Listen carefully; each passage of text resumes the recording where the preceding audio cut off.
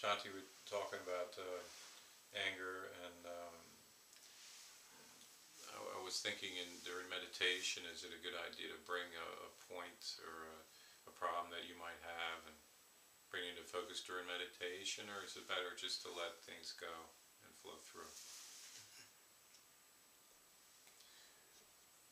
There are two approaches for meditation. One approach is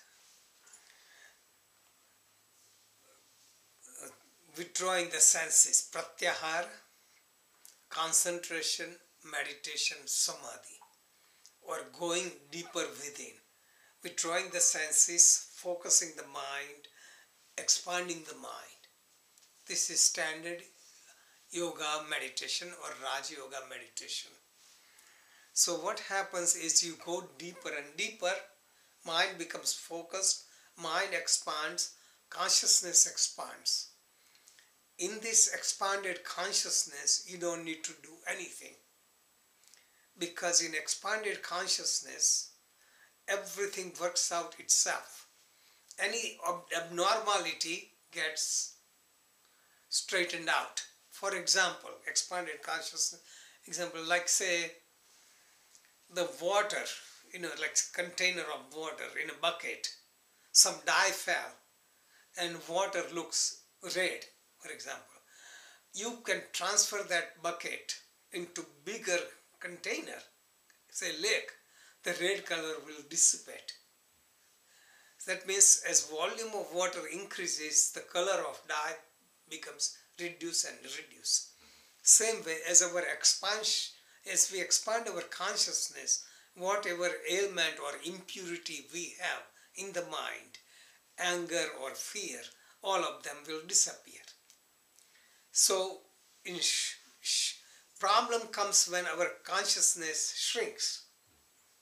We have limited vision, so we magnify problem and it looks like a big problem. When we expand our vision, the problems get diluted. This is why hypnotherapy many times resolves many problems. For example, there was a problem in childhood, say some kind of fear of childhood.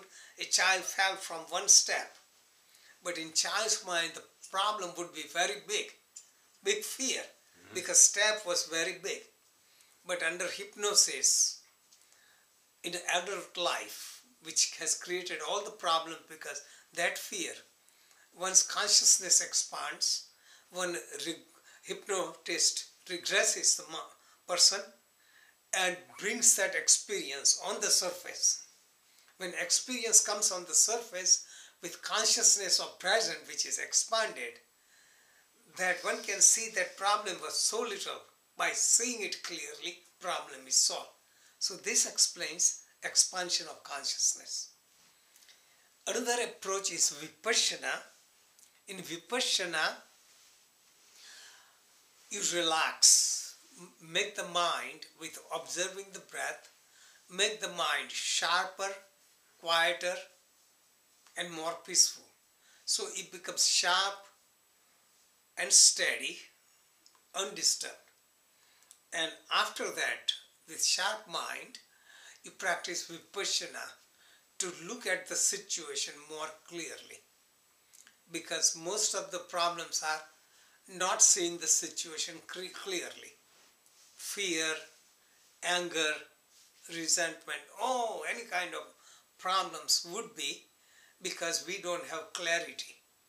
When we gain the clarity of mind, we observe the problem, look at the problem with a tranquil mind, and we can see the problem was not the real problem.